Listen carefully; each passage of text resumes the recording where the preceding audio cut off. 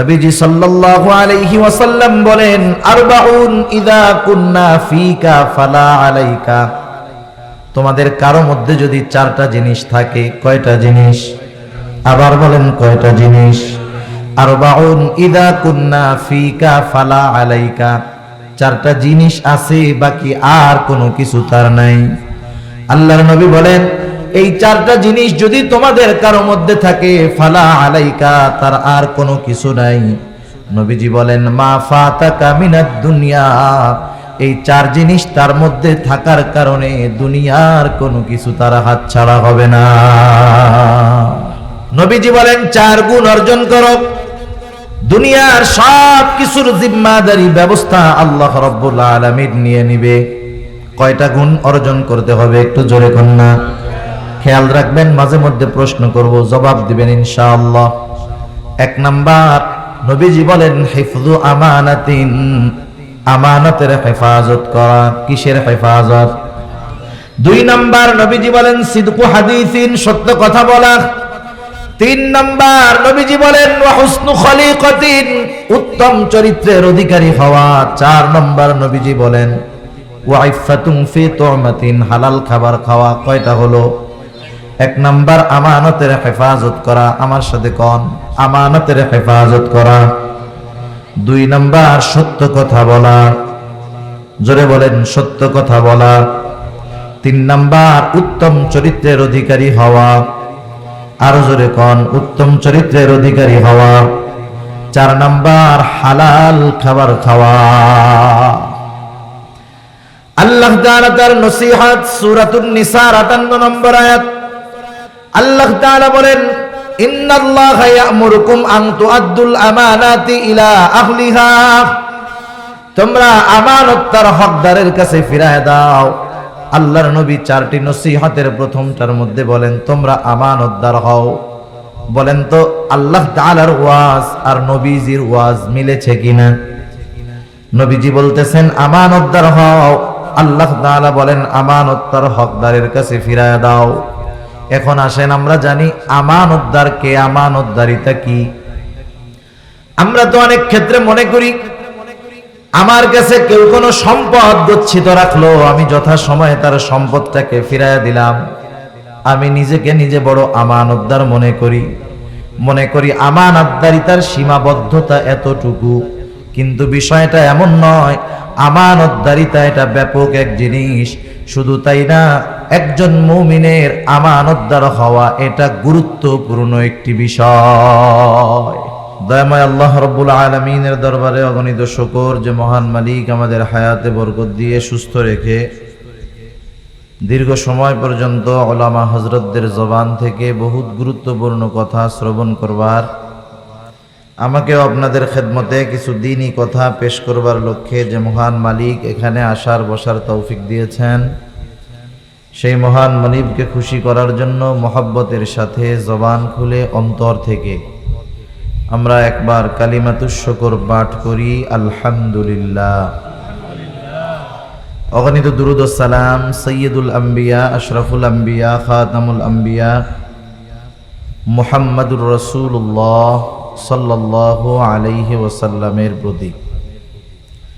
আল্লাহ সুবহানাহু ওয়া তাআলা আমাদেরকে এখানে আসার বসার তৌফিক দিয়েছেন, তাই আমরা আসতে পেরেছি, বসতে পেরেছি। আল্লাহ তাআলা তৌফিক না দিলে এখানে আমরা আসতেও পারতাম না, বসতেও পারতাম না। যেহেতু আল্লাহ তাআলা এখানে আসার তৌফিক দিলেন, এখান থেকে যাওয়ার সময় কিছু তো নিয়ে যাওয়ার দরকার আছে না নাই? এশার পর থেকে আপনাদের অত্র অঞ্চলের পরিচিত একজন প্রসিদ্ধ ওয়াইজ হযরতুল আল্লাম মুফতি আতিকুল্লাহ সাহেব খুব গুরুত্বপূর্ণ আলোচনা করেছেন। তারপরে আমার আগে আলোচনা করেছেন আল্লামা নুরুল আমিন আজিজি হাফিজাহুল্লাহ, খুব সুললিত কণ্ঠে আপনাদের খেদমতে দ্বীনি কথা, দ্বীনি আলোচনা পেশ করেছেন। আল্লাহ তাআলা উনি সহ যারা আরো আলোচনা করেছেন সবাইকে আল্লাহ তাআলা কবুল করুক, সকলে বলি আমিন। যেহেতু এটা জান্নাতের বাগান, হাদিসের মধ্যে আসছে, হযরত আনাস রাদিয়াল্লাহু তাআলা আনহু হতে বর্ণিত, রাসূল আকরাম সাল্লাল্লাহু আলাইহি ওয়াসাল্লাম বলতেছেন, তোমরা যখন জান্নাতের বাগানের পাশ দিয়ে যাবা, জান্নাতের বাগান থেকে তোমরা ফল আহরণ করবা। সাহাবারা জিজ্ঞাসা করলো, ইয়া রাসূলুল্লাহ, দুনিয়াতে জান্নাতের বাগান সেটা আবার কোথায়?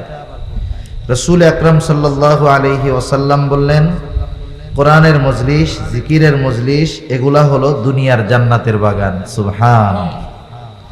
এখন আপনারাই বলেন, জান্নাতের মধ্যে অসুন্দর কোনো কিছু আছে নাকি? নিয়ম বহির্ভূত কোনো কিছু আছে?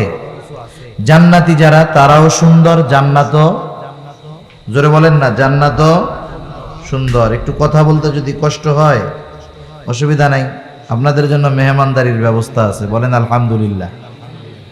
যদি এইখানে খাওয়ায়, কথা কইয়া খিদা লাগলে খাওয়া যাবে বেশি, ঠিক কি না? আর যদি না খাওয়ায়, প্যাকেট করে দিয়া দেয়, তাইলে বলবেন যে আমি কথা বলছিলাম, হুজুরের কথায় আমার খিদা লাগছে বেশি, আমারে 2টা প্যাকেট দেন। তো যাই হোক, জান্নাতের মধ্যে সবকিছু কি বলেন তো সুন্দর। জান্নাত যেমন সুন্দর, জান্নাতের বাসিন্দা যারা তারাও সুন্দর। সেখানে শুধু শান্তি আর শান্তি, সালাম সালাম। আল্লাহ রাসূল সাল্লাল্লাহু আলাইহি ওয়াসাল্লামের ওই হাদিসের আলোকে আমরা এই মুহূর্তে দুনিয়ার জান্নাতের বাগানে আছি। কোথায় আছি বলেন তো? দুনিয়ার জান্নাতের বাগানে। জান্নাতি বান্দাদের মধ্যে একটা ডিসিপ্লিন থাকে, সৌন্দর্য থাকে। জান্নাতি মজলিস, কোরআনের মজলিসের সৌন্দর্য রক্ষার্থে, আল্লাহ তাআলার সন্তুষ্টি অর্জনের লক্ষ্যে সবাই একটু কাছে কাছে আইসা বসেন, একটু নড়ে চড়ে বসেন। যতটুকু জায়গা নড়বেন, হাদিস কোরআনুল কারীমের মধ্যে সূরা জিলজালের তাফসীরে আসছে, ইবনে কাসিরের মধ্যে, কিয়ামতের ময়দানে দুনিয়াতে যে যেখানে বসে ইবাদত করবে, যেই আমল করবে, ওই জায়গাটা তার জন্য সাক্ষী হয়ে যাবে কিয়ামতের ময়দানে। সুবহানাল্লাহ।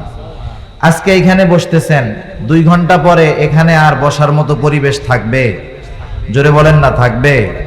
আবার 1 বছর পরে যদি আল্লাহ বাঁচায় রাখে, হয়তো আবার মাহফিল হবে, আপনারা বসবেন।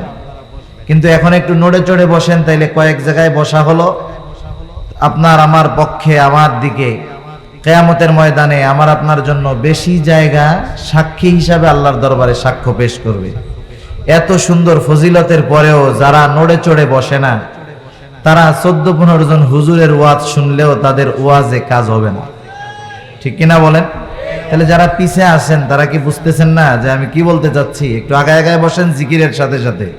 লা ইলাহা ইল্লাল্লাহ, জবান খুলে জিকির করেন, আর একটু আগায় আসেন, কষ্ট করে আসেন, ক্ষতি হবে না ইনশাল্লাহ। আসেন, পেছনে ফাঁকা থাক, কোনো সমস্যা নাই। পেছনে যারা আসেন একটু মিশে মিশে বসেন। লা ইলাহা ইল্লাল্লাহ, লা ইলাহা ইল্লাল্লাহ, লা ইলাহা ইল্লাল্লাহ। এদের একটু আগে আসেন ভাই, একটু আগে আসেন।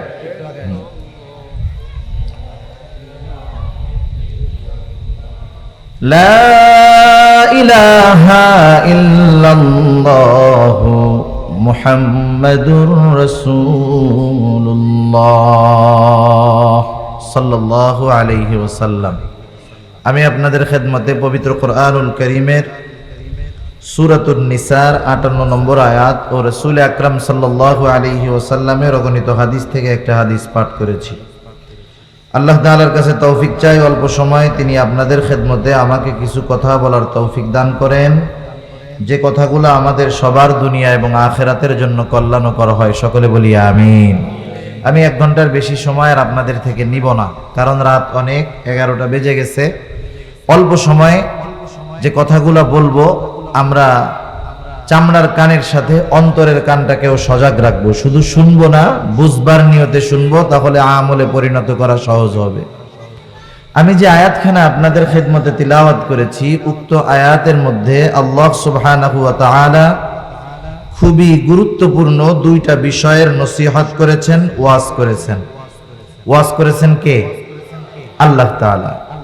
আল্লাহ তাআলা বলেন, ইন্নাল্লাহা ইয়া'মুরুকুম আন তু'আদ্দুল আমানাতি ইলা আহলিহা ওয়া ইযা হাকামতুম বাইনান নাসি আন তাহকুমু বিল আদল ইন্নাল্লাহা নি'ম্মা ইয়া'iদুকুম বিহি ইন্নাল্লাহা কানা সামিআন বাসীরা। আল্লাহ রাব্বুল আলামিন বলেন, ইন্নাল্লাহা ইয়া'মুরুকুম আন তুআদ্দুল আমানাতি ইলা আহলিহা। আল্লাহ তাআলা বলেন, নিশ্চয়ই আল্লাহ তাআলা তোমাদেরকে আদেশ করতেছেন। ইন্নাল্লাহা ইয়া'মুরুকুম, আদেশ করতেছেন কে? আরো জোরে বলেন না কে? আদেশটা কি? আল্লাহ তাআলা এক নম্বরে বলেন, আন তুআদ্দুল আমানাতি ইলা আহলিহা, যে তোমরা আমানত তার হকদারের কাছে ফিরায়া দাও। দুই নাম্বার আদেশ আল্লাহ রাব্বুল আলামিন বলেন, ওয়া ইযা হাকামতুম বাইনান নাসি আন তাহকুমু বিল আদল, আর তোমরা যখন মানুষের মধ্যে কোনো বিচার আচার করবা, আন তাহকুমু বিল আদল, তোমরা ন্যায় বিচার করবা, আমানত তার হকদারের কাছে ফিরাইয়া দিবা, বিচার আচার করলে ন্যায় বিচার করবা। এই আদেশটা কার? আল্লাহ রাব্বুল আলামিন এই দুইটা নসিহত করলেন, আদেশ করলেন, ওয়াজ করলেন। বলেন তো, সন্ধ্যা থেকে নিয়ে তথা এই মাহফিলের শুরু থেকে নিয়ে যত ওয়াজ করেছেন, ওয়াজ করে চলে যাওয়ার পর বলেন তো, এই ওয়াজের উপরে যদি শ্রোতা আমল না করে, ওয়াজ কি শ্রোতার আমলের ব্যাপারে দেখতে পারবে নাকি? বক্তা জানবেও না আমল করলো কিনা। আবার যদি বক্তার বক্তব্য শোনার পরে কেউ যদি কোনো সমালোচনা করে, কি করলো, বক্তার কান পর্যন্ত পৌঁছাবেও না। কিন্তু বলেন তো, আল্লাহ রাব্বুল আলামিন যেই ওয়াজ করলেন, নসিহত করলেন, এই ওয়াজের উপরে, এই আদেশের উপরে যদি কেউ আমল না করে, তাহলে আল্লাহ তাআলা এই আমাদেরকে দেখবেন কি দেখবেন না? আমল করলো কি করলো না, এটা আল্লাহ তাআলা দেখবেন। আল্লাহ তাআলার নসিহতের ব্যাপারে যদি কেউ কোনো সমালোচনা করে, বলেন তো আল্লাহ তাআলা শুনবেন কি শুনবেন না? আল্লাহ তাআলা শুনবেন, আল্লাহ তাআলা দেখবেন। এরপরেও আল্লাহ রাব্বুল আলামিন নিজের ওয়াজের ব্যাপারে, নসিহতের ব্যাপারে কত সুন্দর কথা বলেন। মনে করেন আমি যদি আপনাদের সামনে 1 ঘন্টা কথা বলার পর আপনাদেরকে শেষ সময়ে জিজ্ঞাসা করি, ভাইরা 1 ঘন্টা ওয়াজ করলাম, কত সুন্দর ওয়াজ করলাম না? যদি জিজ্ঞাসা করি আর কি, যদি আপনাদের জিজ্ঞাসা করি যে 1 ঘন্টা কত সুন্দর ওয়াজ করছি না, তাহলে আপনারা কি বলবেন? যে এই কেমন হুজুর কথা কইলো এতক্ষণ, নিজের ঢোল নিজে পিটায়। ওনারে নরসিংদী আসতে কইছে কে? ওনার তো পাবনা পাগলাগারদে থাকার কথা আছে, ঠিক না? তাহলে মানুষ যদি নিজের কাজের প্রশংসা নিজে করে, তাকে বোকা বলা হয়, তার ব্যাপারে মানুষের নেগেটিভ ধারণা আসে। কিন্তু আল্লাহ তাআলা এই দুইটা আদেশ করবার পর যে ইন্নাল্লাহা ইয়া'মুরুকুম আন তুআদ্দুল আমানাতি ইলা আহলিহা ওয়া ইযা হাকামতুম বাইনান নাসি আন তাহকুমু বিল আদল, তোমরা আমানত তার হকদারের কাছে ফিরায় দাও, আর তোমরা যখন মানুষের মধ্যে বিচার করবা, ন্যায় বিচার করো। এই দুইটা নসিহত, এই দুইটা উপদেশ দেওয়ার পর আল্লাহ তাআলা নিজের উপদেশের ব্যাপারে নিজেই বলতেছেন, ইন্নাল্লাহা নি'ম্মা ইয়া'iদুকুম বিহি, আল্লাহ তাআলা তোমাদেরকে কতই না সুন্দর নসিহত করলে। আল্লাহ তাআলা কি বলতেছে? যে আল্লাহ তোমাদেরকে কতই না সুন্দর উপদেশ দিলেন, ওয়াজ করলেন। এটা আল্লাহ তাআলার একটা শান, এটা আল্লাহ তাআলার একটা মান। তিনি নিজের প্রশংসা নিজে করতেই পারেন, কারণ তিনি হলেন সকল প্রশংসার একমাত্র দাবিদার। আল্লাহ তাআলা বলেন, আল্লাহ তাআলা তোমাদেরকে কতই না সুন্দর ওয়াজ করলেন, নসিহত করলেন, উপদেশ দিলেন। এর পরপর আল্লাহ তাআলা বলতেছেন, ইন্নাল্লাহা কানা সামিআন বাসীরা, আল্লাহ তাআলার এই সুন্দর ওয়াজের উপরে তোমরা যদি আমল না করো, আল্লাহ তাআলা দেখবেন। তোমরা যদি আল্লাহ তাআলার এই সুন্দর ওয়াজের ব্যাপারে কোনো সমালোচনা করো, সেটাও আল্লাহ তাআলা শুনবেন। কেন আল্লাহ তাআলা শুনবেন, কেন আল্লাহ তাআলা দেখবেন? কারণ হলো ইন্নাল্লাহা কানা সামিআম বাসীরা, নিশ্চয়ই আল্লাহ তাআলা সর্বশ্রোতা সর্বদ্রষ্টা। সর্বশ্রোতা সর্বদ্রষ্টা। তার দেখা আর আমাদের দেখা এক না। আমি আমার পেছনে দেখি না, একটু দূরে কথা বললে শুনি না, কয়েকজন একসাথে কথা বললে বুঝি না, নিজের কপালটা নিজেও কোনোদিন দেখতে পারি নাই আয়না ছাড়া, নিজের পিঠটা কোনোদিন দেখতে পারি নাই, মাথা দেখতে পারি নাই। অথচ আল্লাহ সুবহানাহু ওয়া তাআলা আমাদেরকে সব সময় দেখেন। সারা পৃথিবীর সব সৃষ্টি যদি একত্রে কথা বলে আর প্রত্যেকটা মাখলুক যদি আলাদা আলাদা কথা বলে, সেই কথাগুলা আল্লাহ তাআলা স্পষ্ট শোনেন এবং বুঝেন। সুবহানাল্লাহ। যাই হোক, দুইটা নসিহতের এক নাম্বার নসিহত হলো তোমরা আমানত তার হকদারের কাছে ফিরিয়ে দাও। আমি যে হাদিস খানা আপনাদের খেদমতে পাঠ করেছি, ওই হাদিসের মধ্যে রাসূল আকরাম সাল্লাল্লাহু আলাইহি ওয়াসাল্লাম চারটা উপদেশ দিয়েছেন। কয়টা উপদেশ? আর একটু জোরে বলেন, কয়টা? চারটি উপদেশ রাসূল আকরাম সাল্লাল্লাহু আলাইহি ওয়াসাল্লাম দিয়েছেন। এই চারটি উপদেশ এমন চারটি উপদেশ, এই চারটি উপদেশ তথা চারটি গুণ যেই মুমিন অর্জন করতে পারবে, নবী রাহমাতুল লিল আলামিন নবীজি বলেন, যার মধ্যে এই চারটি গুণ পাওয়া যাবে, দুনিয়াতে তার যদি কোনো দুনিয়াবি সম্পদ নাও থাকে তাতে তার কোনো অসুবিধা নাই। যার গুণ যদি সে অর্জন করতে পারে, দুনিয়াতে তার প্রয়োজনীয় সব কিছু মেটানোর ব্যবস্থা কে করবে? আরো জোরে বলেন না, কে করবে? আল্লাহ তাআলা করবে। রাসূলুল্লাহ সাল্লাল্লাহু আলাইহি ওয়াসাল্লাম বলেন, আরবাউন ইযা কুন্না ফীকা ফালা আলাইকা মা ফাতাকা মিনাদ দুনিয়া, হিফযু আমানাতিন ওয়া সিদকু হাদিসিন ওয়া হুসনু খলিকাতিন ওয়া ইফফাতুন ফি তু'মাতিন। নবীজি সাল্লাল্লাহু আলাইহি ওয়াসাল্লাম বলেন, আরবাউন ইযা কুন্না ফীকা ফালা আলাইকা, তোমাদের কারো মধ্যে যদি চারটা জিনিস থাকে। কয়টা জিনিস? আবার বলেন, কয়টা জিনিস? আরবাউন ইযা কুন্না ফীকা ফালা আলাইকা, চারটা জিনিস আছে, বাকি আর কোনো কিছু তার নাই। আল্লাহর নবী বলেন, এই চারটা জিনিস যদি তোমাদের কারো মধ্যে থাকে, ফালা আলাইকা, তার আর কোনো কিছু নাই। নবীজি বলেন, মা ফাতাকা মিনাদ দুনিয়া, এই চার জিনিস তার মধ্যে থাকার কারণে দুনিয়ার কোনো কিছু তার হাতছাড়া হবে না। দুনিয়া কে না চায়? আমি মৌলবীও চাই দুনিয়া একটু ভালো থাকতে, চাই না? যে ওয়াজ করতেছে যে দুনিয়া ছাইড়া দেন, সেও দুনিয়া একটু ভালো থাকতে চায়, এটাই বাস্তবতা। সবাই চায় দুনিয়ায় সম্মানের সাথে থাকতে, ইজ্জতের সাথে থাকতে। কেউ চায় না যে আমি অভাবের সম্মুখীন হই, কেউ চায় না যে সমাজে আমি একজন অপদস্থ হিসাবে সমাজের মধ্যে বসবাস করি। সবাই চায় সমাজের মধ্যে সম্মানের সাথে ইজ্জতের সাথে আমি দুনিয়াতে একটু বসবাস করি। অন্যের মুহতাজ তথা অন্যের মুখাপেক্ষী জানি আমার না হওয়া লাগে, এটা সবাই চায়। নবীজি বলেন, চার গুণ অর্জন করো, দুনিয়ার সব কিছুর জিম্মাদারি ব্যবস্থা আল্লাহ রাব্বুল আলামিন নিয়ে নিবে। কয়টা গুণ অর্জন করতে হবে? একটু জোরে কন্যা খেয়াল রাখবেন, মাঝে মধ্যে প্রশ্ন করব, জবাব দিবেন ইনশাআল্লাহ। এক নাম্বার, নবীজি বলেন, হিফযু আমানাতিন, আমানতের হেফাজত করা। কিসের হেফাজত? দুই নাম্বার, নবীজি বলেন, সিদকু হাদিসিন, সত্য কথা বলা। তিন নাম্বার, নবীজি বলেন, ওয়া হুসনু খলিকাতিন, উত্তম চরিত্রের অধিকারী হওয়া। চার নাম্বার, নবীজি বলেন, ওয়া ইফফাতুন ফি তু'মাতিন, হালাল খাবার খাওয়া। কয়টা হলো? এক নাম্বার, আমানতের হেফাজত করা। আমার সাথে কোন? আমানতের হেফাজত করা।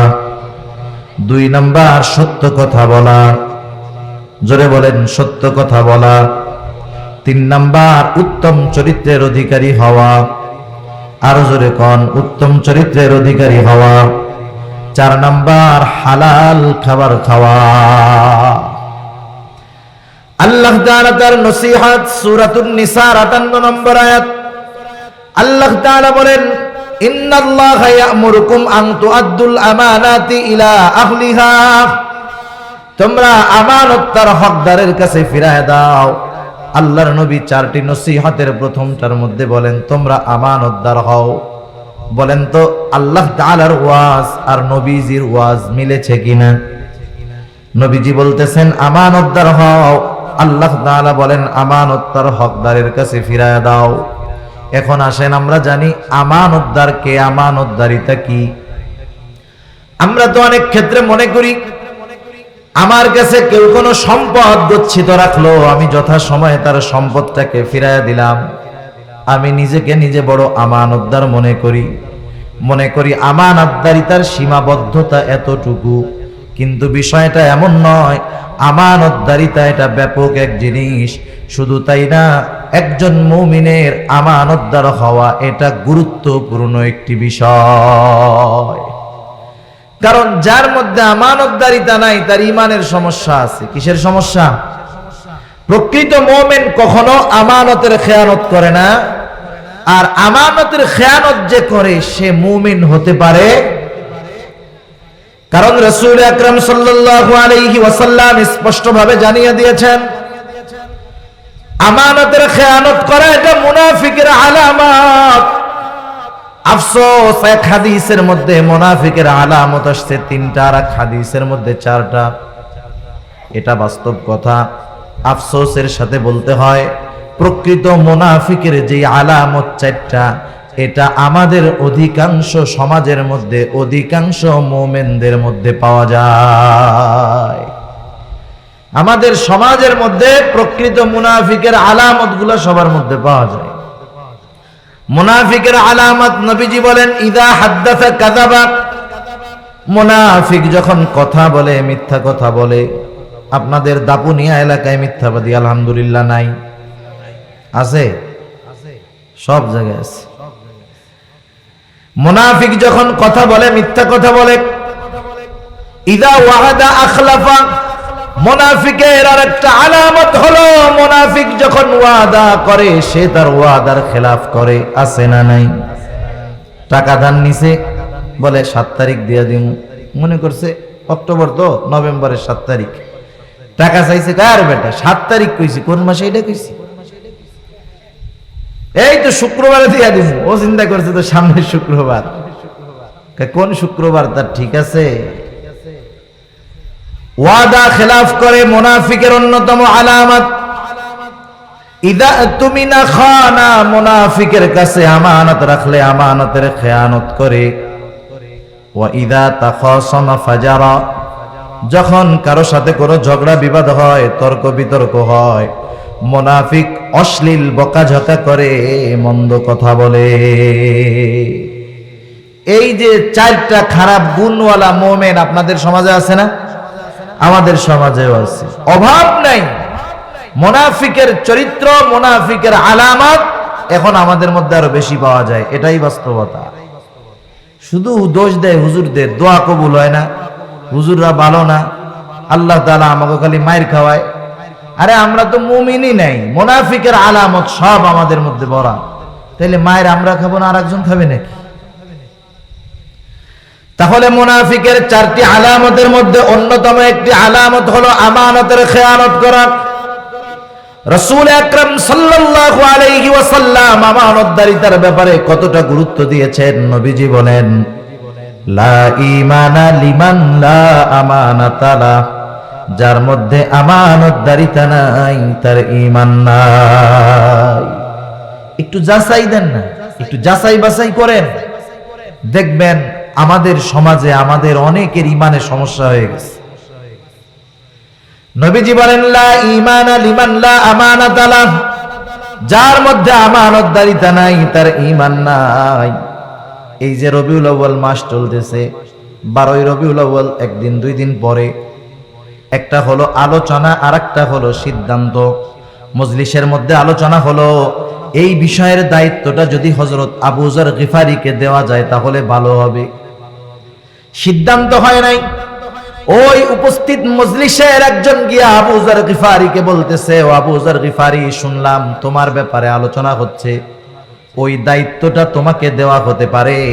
হযরত আবু যর গিফারি রাদিয়াল্লাহু তাআলা আনহু রাতের বেলায় গাঠি গুঠি গোল কইরা এলাকা ছাইরা আরেক জায়গায় চলে গেছে।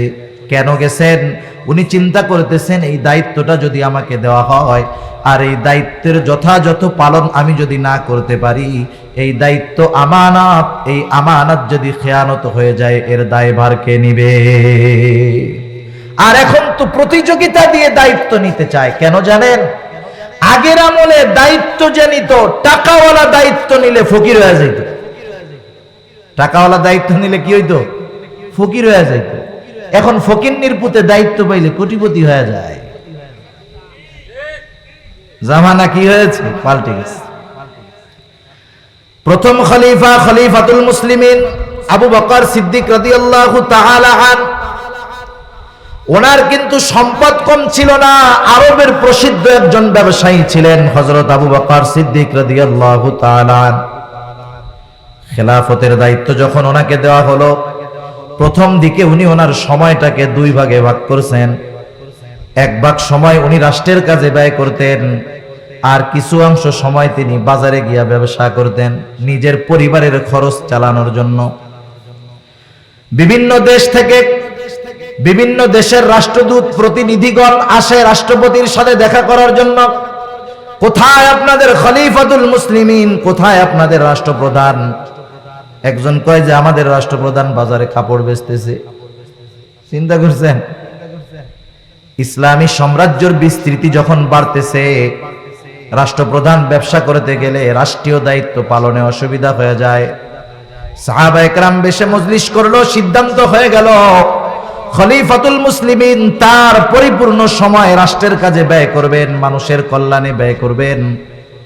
রাষ্ট্র থেকে তাকে কিছু ওজিফা দেওয়া হবে, সম্মানী দেওয়া হবে, ভাতা দেওয়া হবে। হযরত আবু বকর সিদ্দিক রাদিয়াল্লাহু তাআলা আনহু ভাতাটা প্রতিদিনেরটা প্রতিদিন নিতেন, এক মাসেরটা একসাথে নিতেন না। দেখা গেল এই মাসের পরিপূর্ণ ভাতা নিলেন, কিন্তু উনি এই মাসের 10 দিন পরে ইন্তেকাল করলেন। বাকি 20 দিন যে রাষ্ট্রীয় ভাতা গ্রহণ করলেন, এর হিসাব কে দিবে?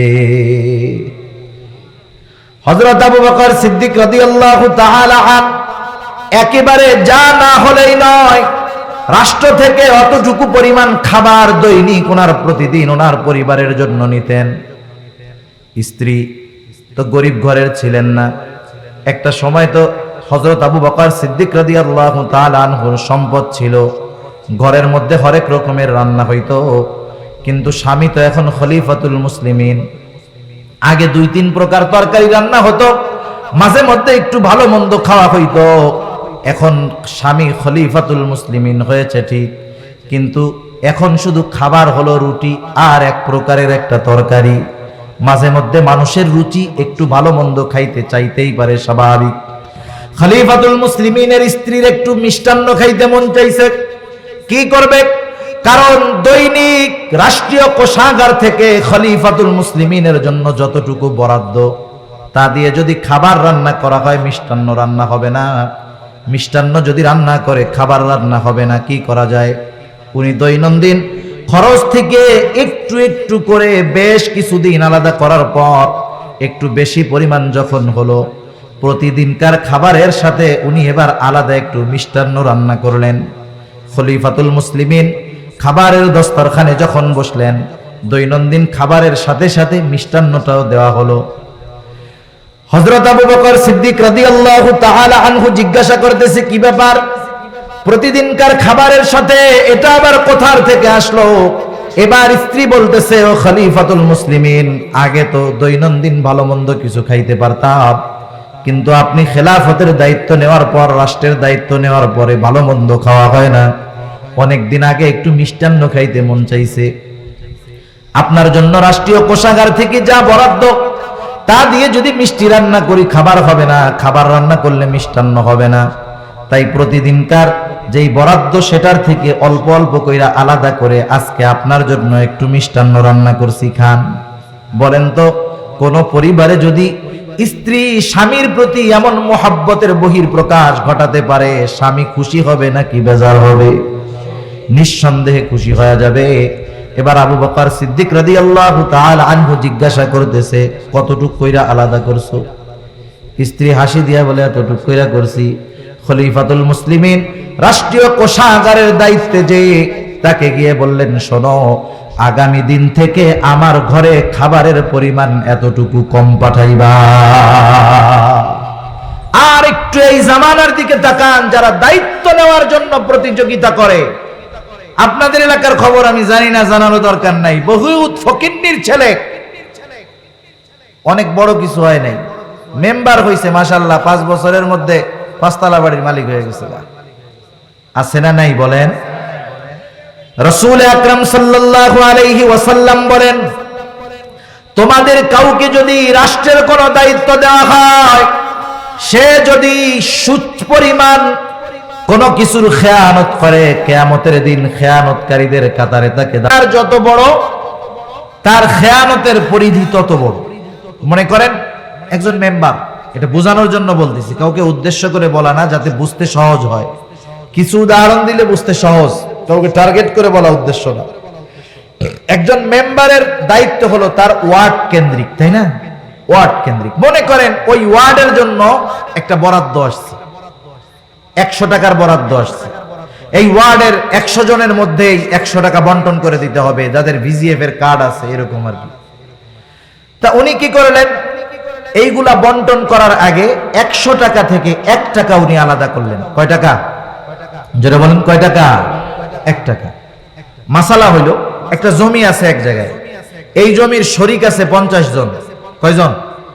ওই জমির থেকে যদি 1 মুষ্টি মাটি উঠানো হয়, বলেন তো ওই 1 মুষ্টি মাটির মালিক কয়জন? 50 জন। 100 টাকা বন্টন হয় নাই এখনো, চুরি হয়েছে কয় টাকা? এখন 1 টাকা চুরি করে কয়শো জনের খেয়ানত করা হয়েছে? এরকম একটু চেয়ারম্যান পর্যন্ত যান, চেয়ারম্যান যদি 1 টাকার খেয়ানত করে, তার খেয়ানতের পরিধি হয় তার ইউনিয়ন ব্যাপী। এমপি সাহেব যদি খেয়ানত করে, খেয়ানত হয় তার আসন ব্যাপী। প্রধানমন্ত্রী যদি খেয়ানত করে, তার খেয়ানতের পরিধি হয়ে যায় দেশব্যাপী। কেউ যদি বুঝতো যে দায়িত্বটা কত কঠিন এক জিনিস, কেউ দায়িত্বের কাছে যাইতো না। সেজন্য নবীজি সতর্ক করে দিয়েছেন, রাষ্ট্রীয় দায়িত্ব গ্রহণ করার পর কেউ যদি সুচ পরিমাণও খেয়ানত করে, কিয়ামতের দিন আল্লাহর আদালতে খেয়ানতকারী হিসাবে তাকে দাঁড়াতে হবে।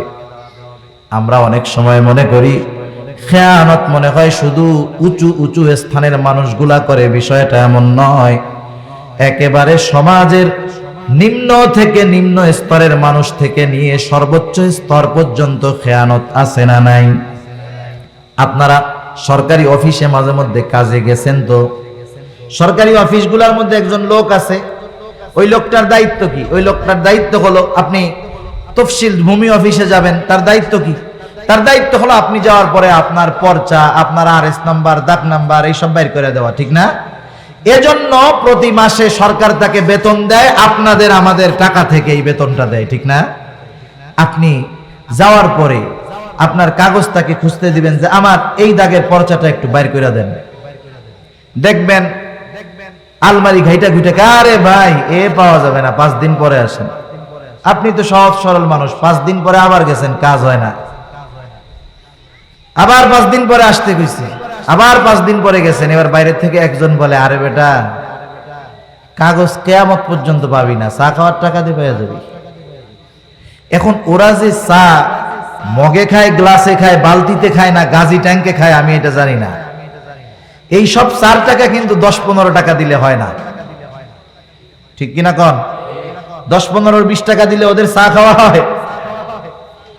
আপনি যখন 1000 টাকার নোট একটা বের করে দিবেন, এইবার দেখবেন 2 মিনিটের মধ্যে আপনার কাগজ বের হয়ে আসছে। এই লোকটা শুধু ঘুষ খায় নাই, নিঃসন্দেহে সে আমানতের খেয়ানতকারীদের একজন।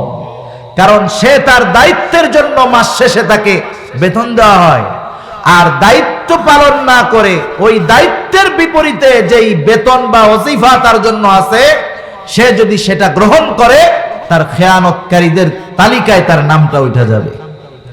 সমাজে ছোট মানুষও আছে এরকম, জমিনে কাজের জন্য লোক নেন না আপনারা? হায় হায়, আপনি কাজের জন্য কাকে নিবেন? বুঝবেন যে ওরে 500 টাকা আমার মজুরি দিতে হবে, একদিন 1000 টাকা দিতে হবে, ও 2 শতক জমি পরিষ্কার করে ফেলতে পারে। আপনি আমারে জমি কামলা দেওয়ার জন্য নিবেন না, কারণ আপনি জানেন এরা নিলে লস, কাজ হবে না। আপনি ওরে নিলেন যে ও একদিনে 2 শতক জমি পরিষ্কার করে ফেলতে পারে। আপনি এই বিশ্বাসে তাকে জমিন চিনায়া দিয়া বাড়িতে চলে আসছেন, আর ও বসে বসে মনে মনে চিন্তা করতেছে আগামীকালকার কাজ তো হয় নাই, আজকে যদি এইটা পুরা শেষ করে ফেলি তাহলে আগামীকাল আমার লাভ নাই। কি করা যায়? ও কাজটা করবে ধীরে ধীরে, যে গতিতে পারে তার চাইতে কি আরো ধীরে ধীরে করবে।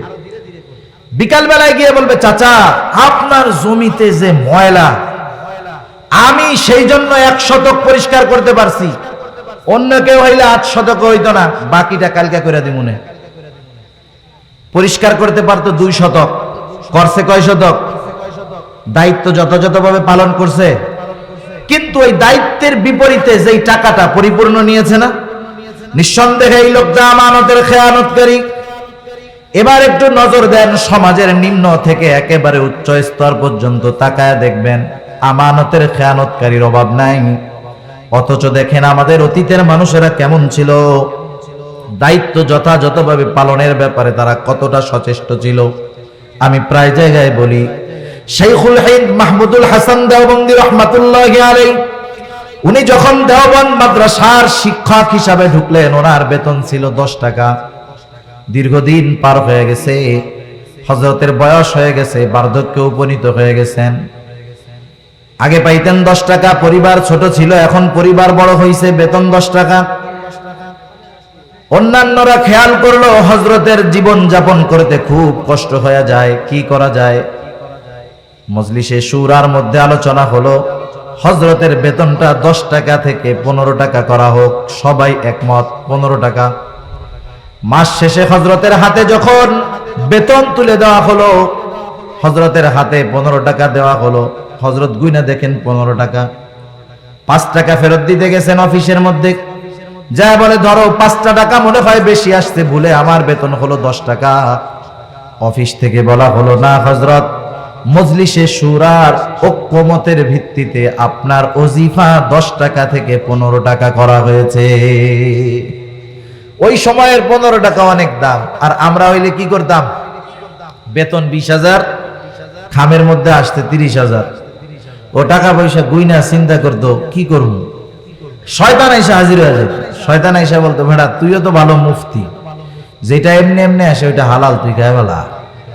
আরে তুই তো চুরি করে আনস নাই, বেটা তোরে দিছে, এতে তোর কোনো দোষ নাই, তোর জন্য খাওয়া জায়েজ আছে, তুই খা, তুই খা।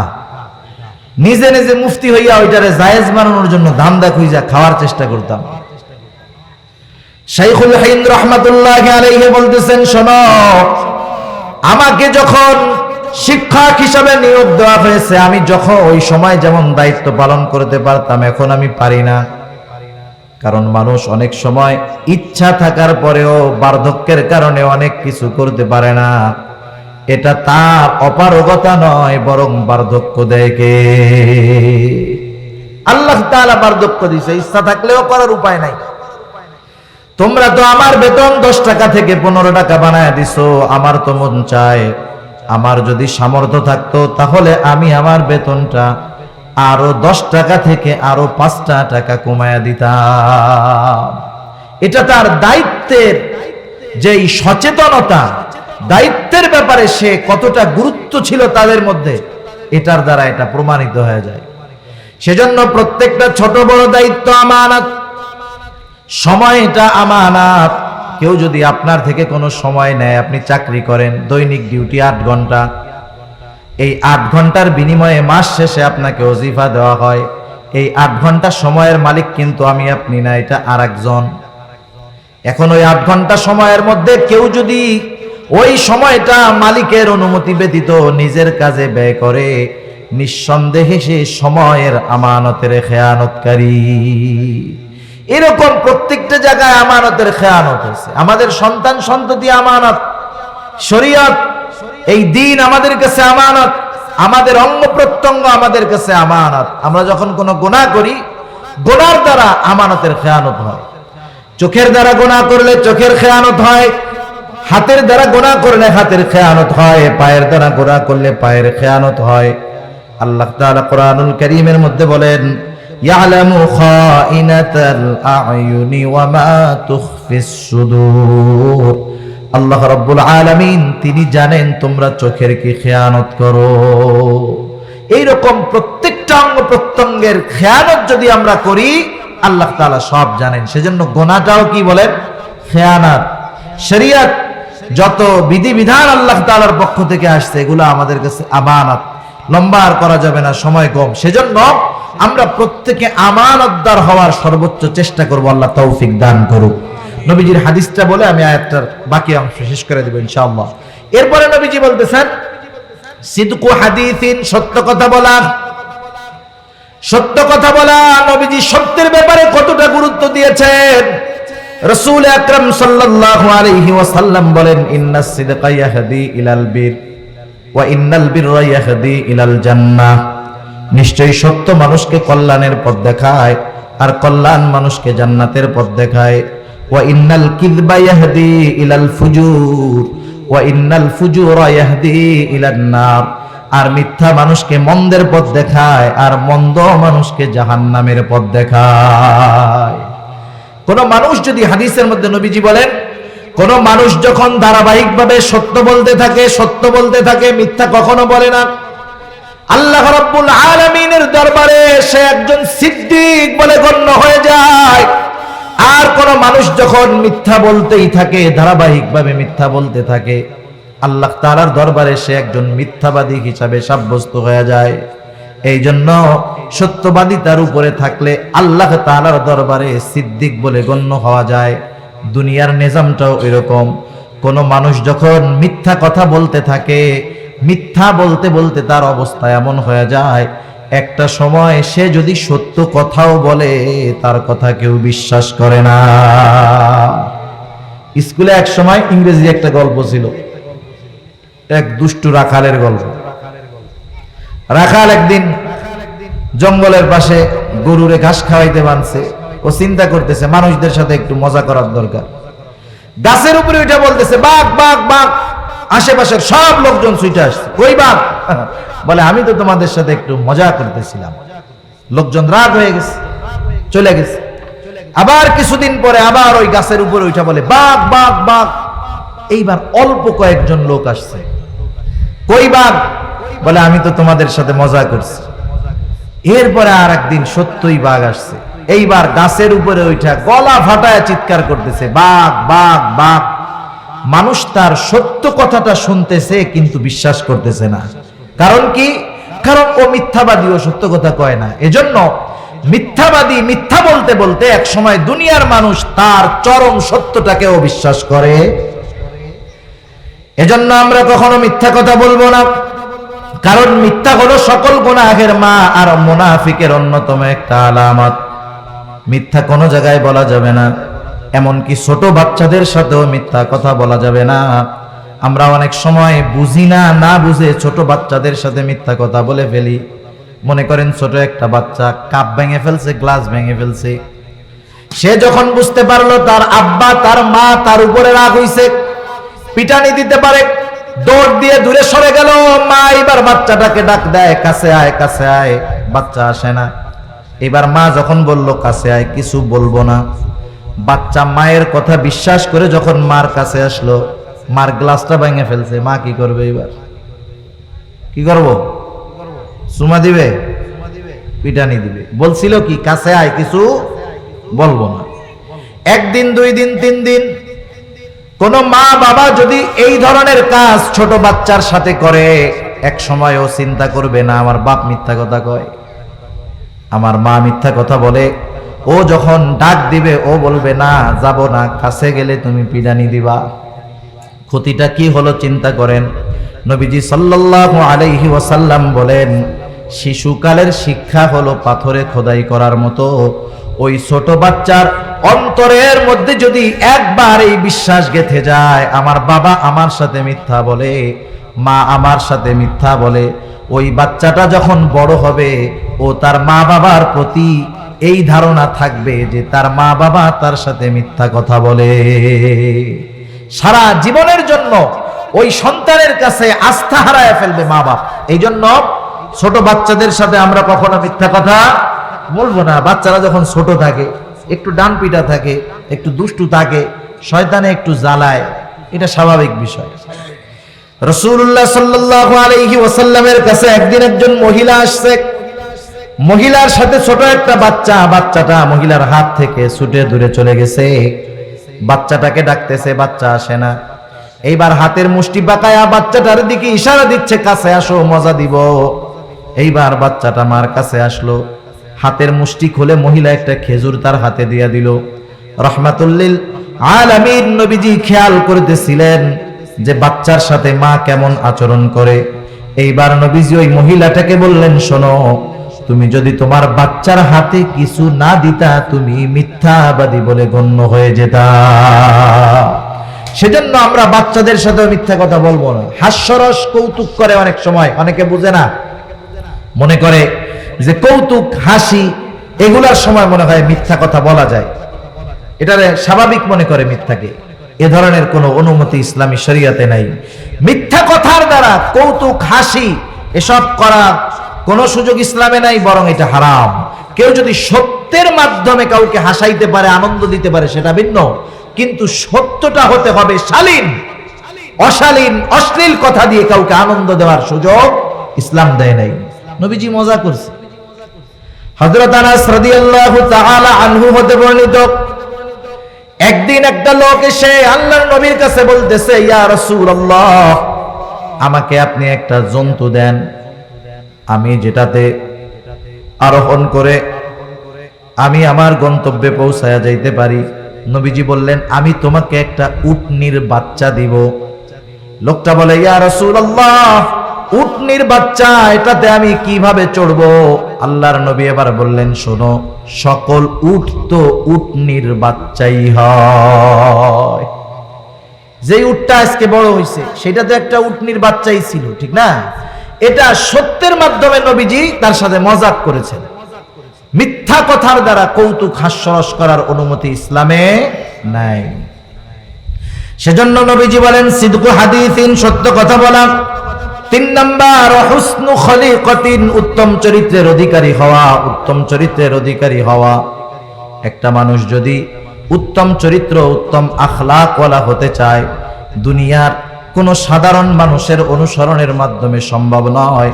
কোনো মানুষ যদি উত্তম চরিত্রের অধিকারী হতে চায়, অবশ্যই তাকে মুহাম্মাদুর রাসূলুল্লাহ সাল্লাল্লাহু আলাইহি ওয়াসাল্লামের অনুসরণ করতে হবে। আল্লাহ রাব্বুল আলামিন সেই জন্য বলেন, লাকাদ কানা লাকুম ফি রাসূলিল্লাহি উসওয়াতুন হাসানাহ। আল্লাহ তাআলা বলেন, তোমাদের জন্য উত্তম জীবন আদর্শ রাসূল আকরাম সাল্লাল্লাহু আলাইহি ওয়াসাল্লামের মধ্যে রয়েছে। নবীজির চরিত্র কেমন? আমরা তো আমাদের যখন চারিত্রিক সনদের প্রয়োজন হয়, চারিত্রিক সার্টিফিকেটের প্রয়োজন হয়, কেউ কাউন্সিলের অফিসে গিয়ে, কেউ ইউনিয়ন পরিষদে গিয়া, কেউ মেয়রের কাছে গিয়া চারিত্রিক সনদ আনে, ঠিক কিনা বলেন? দেখা যাবে একজন বুজুর্গ শাইখুল হাদিস তার চরিত্রের সনদ দিচ্ছে একজন গমসর। কে দিচ্ছে? একজন বুজুর্গের চারিত্রিক সনদ দিচ্ছে একজন খারাপ মানুষ। অথচ আমার আপনার নবীর চারিত্রিক সনদ দুনিয়ার কোন মানুষ দেয় নাই। কে দিয়েছে? জোরে বলেন, আরো জোরে বলেন, কে দিয়েছে? পবিত্র কোরআনুল কারীমের মধ্যে আল্লাহ রাব্বুল আলামিন বলেন, ওয়া ইন্নাকা লাআলা খুলুকিন আযীম। আল্লাহ রাব্বুল আলামিন বলেন, আপনাকে মহান চরিত্রে অধিষ্ঠ করেছি, আপনাকে মহান চরিত্র প্রদান করেছি। শুধু তাই না, নবীজির চরিত্র কেমন ছিল? নবীজির চরিত্র ছিল প্রত্যেকটা বিষয়ে পূর্ণাঙ্গ উত্তম চরিত্র। আমার আপনার নবী শুধু আখেরি নবী এমন নয়, আমার আপনার নবীর মাধ্যমে আল্লাহ তাআলা যেমন নবুয়তির সিলসিলার পরিপূর্ণতা প্রদান করেছেন, আর আমার আপনার নবী বলেন, আমাকে প্রেরণ করা হয়েছে ইন্নামা বুইসতু লিউতাম্মিমা মাকারিমাল আখলাক, উত্তম চরিত্রে পরিপূর্ণতা প্রদানার্থে আমাকে প্রেরণ করা হয়েছে। আল্লাহ তাআলা আমার আপনার নবীর মাধ্যমে যেমন উত্তম চরিত্র, যেমন নবুয়তির পরিপূর্ণতা প্রদান করেছেন, অনুরূপভাবে আমার আপনার নবীর মাধ্যমে আল্লাহ তাআলা উত্তম চরিত্রের পরিপূর্ণতা প্রদান করেছে। সেজন্য আমরা আমাদের গোটা জিন্দেগীর প্রত্যেকটা ক্ষেত্রে রাসূল আকরাম সাল্লাল্লাহু আলাইহি ওয়াসাল্লামের দিক নির্দেশনা অনুযায়ী চলবো ইনশাআল্লাহ। চলার চেষ্টা করব। আমাদেরকে আগে জানতে হবে যে নবীজির চারিত্রিক বিষয়াবলী কেমন ছিল। না জানলে কেমনে মানব? রবিউল আউয়াল মাস আসলে শুধু আমরা এগুলো একটু বেশি মনে করি। আমরা প্রত্যেকেই চেষ্টা করব ঘরের মধ্যে নবীজির জীবনী রাখার, সিরাত রাখার। একটা বইয়ের নাম বলি, যদি সম্ভব হয় কিনে নেবেন। বইয়ের নাম হলো নবীজি সাল্লাল্লাহু আলাইহি ওয়াসাল্লাম। বইটার নাম নবীজি, ডক্টর রাগিব সারজানির লেখা। বইটা একটা ভলিউম হয়তো 400-500 টাকা লাগবে। ওইখানে খুব সুন্দরভাবে, ব্যাপক আকারে নয় কিন্তু অনেক বিষয়ের উপরে লেখা আছে। নবীজির শৈশব কেমন ছিল, কৈশোর কেমন ছিল, স্ত্রীদের সাথে ওনার আচরণ কেমন ছিল, সন্তানদের সাথে কেমন ছিল, সঙ্গীদের সাথে কেমন আচরণ ছিল, কাফেরদের সাথে কেমন ছিল, প্রত্যেকটা বিষয়ে নবীজির ব্যাপারে লেখা আছে। যে পড়বে তার হয়তো ওই অনুযায়ী আমল করার ইচ্ছা পয়দা হতে পারে, কিন্তু না জানলে কেমনে সে আমল করবে, ঠিক না? সেজন্য আমরা কিনবো, পড়বো, আমলে পরিণত করার চেষ্টা করবো। আল্লাহ তৌফিক দান করুক। কেন করব বলে শেষ করি। হযরত আবু হুরায়রা রাদিয়াল্লাহু তাআলা আনহু হতে বর্ণিত, রাসূল আকরাম সাল্লাল্লাহু আলাইহি ওয়াসাল্লামকে জিজ্ঞাসা করা হলো, ইয়া রাসূলুল্লাহ, কিয়ামতের দিন মিজানের মধ্যে সবচেয়ে ওজন হবে কোন আমল? আমল কত বড় এটা দেখা হবে না, আমল গণনা করা হবে না, আমল কারটা কত ওজন এটা দেখা হবে। জিজ্ঞাসা করা হলো, ইয়া রাসূলুল্লাহ, মিজানের মধ্যে সবচাইতে ওজন হবে কোন আমল? নবীজি নামাজের কথা বলেন নাই, রোজার কথা বলেন নাই, হজের কথা বলেন নাই, যাকাতের কথা বলেন নাই।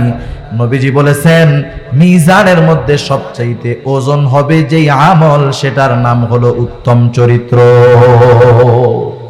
আল্লাহ তাআলা আমাদের সবাইকে উত্তম চরিত্রের অধিকারী হওয়ার তৌফিক দান করুক। এরপরে 4 নাম্বার নবীজি বলেন, ওয়াইফাতুন ফি তুমাতিন, খাবারটা হালাল খাবার খেতে হবে। খাবারটা কি হইতে হবে? শুধু খাবার হালাল হলে হবে না, উপার্জনটাও হালাল হতে হবে। উপার্জন যার হারাম, তার খাবারটা যদি হালালও হয় ওটা হারামের মতো। সমাজের অনেক মানুষ আছে উপার্জনের ধার ধারে না, খাবারটা খুব খুঁজে। একজন অফিসের মধ্যে ঘুষ 40,000 পকেটে পড়ছে, দেখেন না মাঝে মধ্যে ভিডিও ফাঁস হয়। এই নাটোরে না কোন জায়গায় দাঁড়িয়ে আছে, টুপি আছে মাথায়, দুমছে খাইতেছে, 5 মাস ধরে ফাইল নড়ে না। যেই টাকাটা দিছে ফাইল নড়ছে, কিন্তু ওর পাশ দিয়ে ভিডিও করে ফেলছে। ওই রকম আল্লাহর বুজুর্গ কম নাই বাংলাদেশ। পকেটের মধ্যে হারাম টাকা ভরছে, চিন্তা করছে আজকে পাইছি 30,000। আজকে বাজারে গিয়া দেখে বিশাল এক গরু জবাই হয়েছে। এত বড় গরু জবাই দিল কেমনে? কসাইয়ের কাছে গিয়া জিজ্ঞাসা করছে, বেটা তুই এত বড় গরু জবাই দিলি, জবাই দেওয়ার সময় বিসমিল্লাহ কইছিলি? কসাই বলে, কি কোন কাকা, আমি মুসলমানের পোলা, নামাজ রোজা না করলে কি হবে, জবাইয়ের সময় আল্লাহর নাম ঠিকই কইছি। কারণ মাসালা কি, সৌদির দুম্বাও যদি হয়, যদি কেউ আল্লাহর নাম ইচ্ছা কইরা বাদ দিয়া জবাই দেয়, ভুলে গেছে এক ব্যাপার, কিন্তু আল্লাহর নাম ইচ্ছা কইরা বাদ দিছে, বা অন্যান্য দেবদেবীর নামে বা কারো নামে জবাই দিছে, ওইটা গোশত আর হালাল থাকবে না। হালাল প্রাণীর গোশতটাও কি হয়ে যাবে? হারাম হয়ে যাবে। কত সচেষ্ট, কত সতর্ক। যে কসাইরে যায় জিজ্ঞাসা করতেছে, বিসমিল্লাহ কইয়া জবাই দিছস? কসাই কয়, হ্যাঁ দিছি। এই তো তাহলে দে 20 কেজি গোশত দে। 20 কেজি গোশত ব্যাগে পড়ছে, পকেট থেকে যেই টাকা দিল, টাকাটা জোরে কল বলেন না, টাকাটা হারাম। সেজন্য হারাম টাকা দিয়ে যদি হালাল খায় কাজ হবে না, ওইটা হারামের মতো। সেজন্য হালাল উপার্জনের কতটা গুরুত্ব আল্লাহ তাআলা কোরআনুল কারীমের সূরাতুল জুমআর মধ্যে বলেন, ফাইদা কুদিয়াতিস সালাতু ফান্তাশিরু ফিল আরদি ওয়াবতাগু মিন ফাদলিল্লাহ। আল্লাহ তাআলা নামাজ শেষ করার পর বসে থাকতে বলেন নাই। আল্লাহ তাআলা বলেন, ফান্তাশিরু ফিল আরদ, জমিনের মধ্যে ছড়ায় পড়ো, ওয়াবতাগু মিন ফাদলিল্লাহ, আল্লাহর দেওয়া অনুগ্রহ থেকে অনুগ্রহ অন্বেষণ করো। বলেন তো অনুগ্রহ হারামের মধ্যে না হালালের মধ্যে? আরো জোরে বলেন কিসের মধ্যে? এজন্য নবীজি বলেন, কাসবুল হালালি ফারিদাতুম বাদাল ফারিদা, হালাল উপার্জন করা ফরজ ইবাদতের পরে অন্যতম ফরজ ইবাদত। সেজন্য আমরা আমাদের উপার্জনটাকে হালাল করব, আমাদের খাবারগুলোও হালাল হবে। সেই জন্য যেই মানুষগুলা হালাল উপার্জন করে, পেশা যত ছোট হোক আমরা তারে ছোট মনে করব না। একজন জুতা সেলাই করে, কাজটা কিন্তু হারাম না। কাজটা অনেক ছোট হতে পারে, নিকৃষ্ট হতে পারে, কিন্তু সে যদি জুতা সেলাই করে হালাল উপার্জন করে, আল্লাহর কসম ওই সচিবালয়ে সচিব ঘুষ খাওয়ার মাধ্যমে যেই উপার্জন করে, ওই ঘুষখোরের চাইতে ওই হালাল উপার্জন করা মুচির দাম অগণিত গুণ আল্লাহ তাআলার কাছে বেশি। সেজন্য যারা হালাল উপার্জন করে, পেশা যাই হোক, রিকশাওয়ালা, ভ্যানওয়ালা, কৃষক, এদের উপার্জনের দাম আছে। আমরা তো এদেরকে ছোট মনে করি, অথচ ওই হারামখোরদের চাইতে এদের সম্মান আল্লাহ তাআলার কাছে বেশি। এখন আসেন, কেউ যদি হারাম উপার্জন করে, হারাম খায়, তার ক্ষতি কতগুলা? বড় বড় তিনটা ক্ষতি তার হয়। এক নাম্বার ক্ষতি, তার ইবাদত কবুল হয় না। হারামখোরের ইবাদত কবুল হবে না। ও বাইতুল্লাহ যদি জিয়ারত করতে করতে, উমরা হজ করতে করতে যদি ডাবল সেঞ্চুরিও পূরণ করে ফেলে, কাজ হবে না। কারণ আল্লাহ তাআলা কোরআনুল কারীমের মধ্যে বলেন, ইয়া আইয়ুহার রাসূল কুলু মিনাত তাইয়্যিবাতি ওয়া'মালু সালিহাত। আল্লাহ তাআলা রাসূলগণকে উদ্দেশ্য করে বলতেছেন, হে রাসূলগণ, কুলু মিনাত তাইয়্যিবাত, আপনারা পবিত্র খান, ওয়া'মালু সালিহা, এরপরে আমলে সালেহ করেন। হালাল খাবারের কথা আগে, আমলে সালেহের কথা পরে। কোন কোন মুফাসসির বলেন, এর দ্বারা এটাই বোঝা যায়, খাবার যদি পবিত্র তথা হালাল না হয়, আমল আল্লাহর দরবারে কবুল হয় না। দুই নাম্বার ক্ষতি, হারাম খোরের দোয়া কবুল হয় না। এক ব্যক্তি বাইতুল্লাহর সামনে দোয়া করতেছে, তার দোয়ার অবস্থা দেখে সাহাবায়ে কেরাম নিশ্চিত যে তার দোয়া আল্লাহ ফিরায় দিতে পারেন না। নবীজি সাল্লাল্লাহু আলাইহি ওয়াসাল্লামের কাছে যখন সাহাবায়ে কেরাম ওই ব্যক্তির দোয়ার অবস্থা সম্পর্কে বললেন, নবীজি এবার তাদেরকে বললেন, কারণ ওই ব্যক্তির বাস্তব হালাত দুনিয়ার কেউ না জানুক, জানে কে? আল্লাহ তাআলা নবীজিকে জানায়া দিয়েছেন। নবীজি এবার সাহাবাদের এই কথার পরে বলতেছে, শোনো, ওই ব্যক্তির দোয়া আল্লাহ তাআলা কিভাবে কবুল করবে? যার গায়ের পোশাকটা হারাম টাকার, যার দেহটা হারাম খাবার দ্বারা গঠিত, তার দোয়া আল্লাহ কিভাবে কবুল করবে?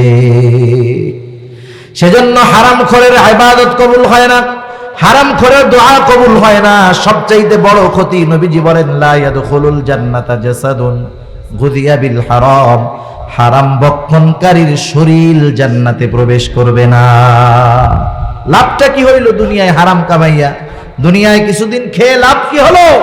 ইবাদত গেল, দোয়া কবুল হলো না, জান্নাতে যাওয়া গেল না। হারামখোরদের শেষ পরিণতি এরকমই হয়। আল্লাহ হেফাজত করুক।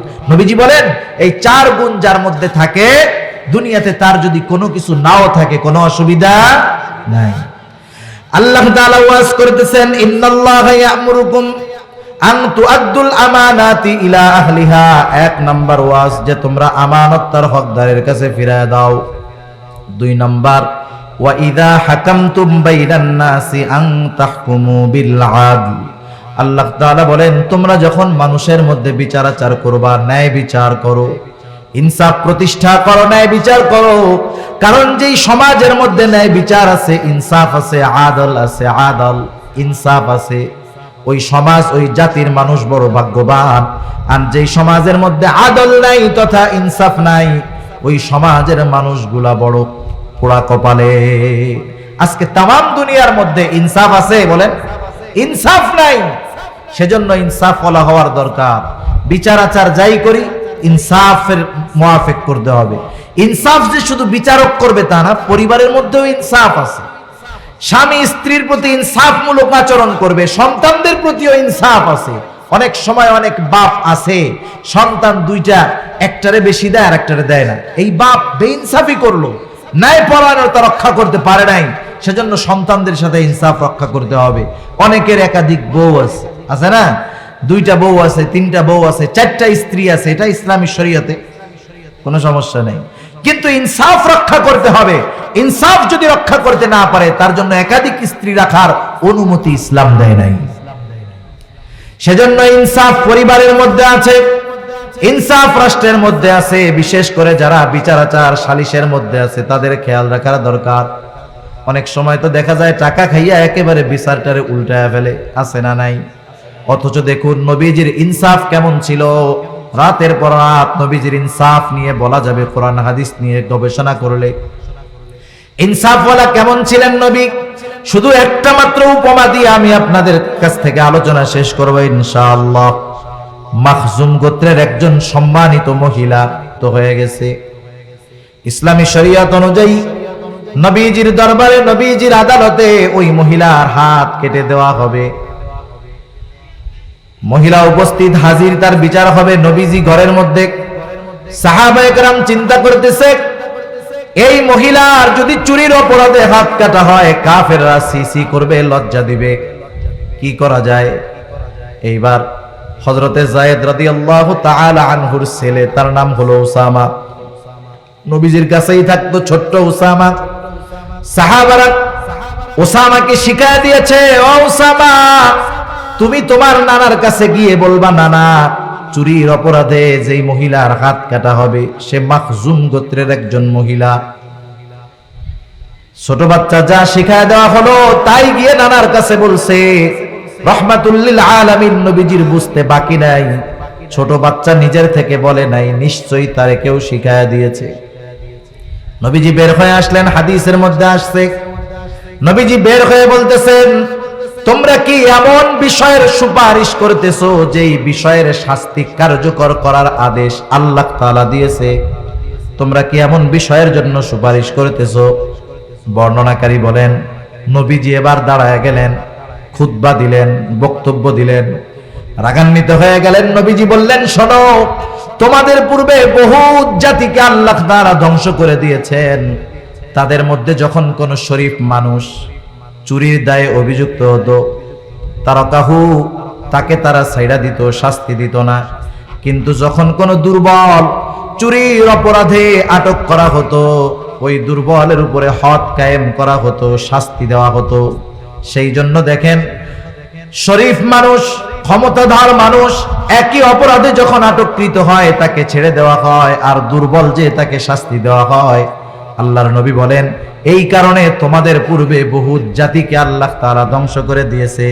এবার নবীজি বলতেছেন, আল্লাহ তাআলার কসম, আল্লাহর কসম, এই মহিলার জায়গায় যদি মুহাম্মাদের মেয়ে ফাতেমা হতো, নবীজি বলেন আমি অবশ্যই অবশ্যই ফাতেমার হাতটাকেও কেটে দিতাম। এর চাইতে বড় ইনসাফের উপমা আর কি হতে পারে? আজকে দুনিয়ায় ইনসাফ নাই, আজকে দুনিয়ায় ইনসাফ নাই। দুনিয়ার মধ্যে অনেক জায়গায় আছে 10 মার্ডার কইরা রাজকীয় হালতে বসবাস করতেছে, আর মাসিমাইরা ফাঁসির আদেশের অপেক্ষায় ঘুরতেছে, আছে না নাই বলেন? যেখানে এত বেইনসাফি সেখানে আল্লাহর রহমত আসবে কেমনে? সেজন্য ইনসাফ কায়েম করতে হবে প্রত্যেকের অবস্থান থেকে। এমনটা না হয় ওই উঁচুতে ইনসাফ কায়েম হবে এই পর্যন্ত অপেক্ষা করার দরকার নাই।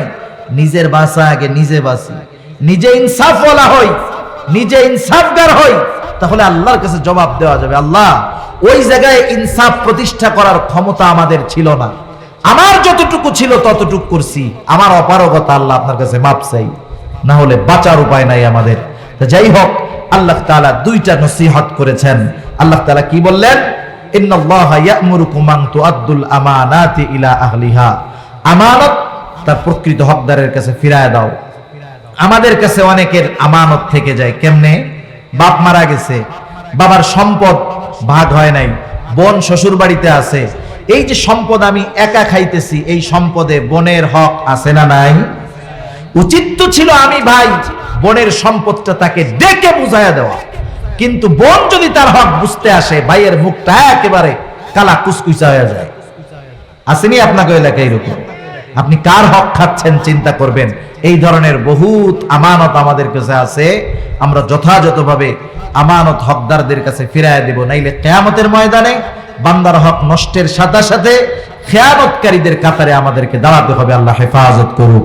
আর ইনসাফ, ন্যায় বিচার, এটা আমরা প্রত্যেকটা জায়গায় করব। পরিবারের মধ্যে ইনসাফ যেমন রক্ষা করব, আল্লাহ তাআলা যদি আমাকে সামাজিকভাবে সম্মান দিয়ে থাকেন, বিচার আচারে যদি আল্লাহ তাআলা আমাকে ওই ধরনের যোগ্যতা দিয়ে থাকেন, মানুষ বিচার আচারে ডাকে, সবাই একদিক যাক, আমি ইনসাফের উপরে থাকবো। তা না হলে দুনিয়ার হয়তো কিছু সম্পদ দেখা যাবে, কিন্তু শেষ পরিণতি ভালো হবে না, আখিরাত বরবাদ হয়ে যাবে। আল্লাহ সুবহানাহু ওয়া তাআলা যা কিছু আলোচনা হলো আমাদের প্রত্যেককে আমলে পরিণত করার তৌফিক দান করুক। সকলে বলি আমিন, আরো জোরে বলি আমিন।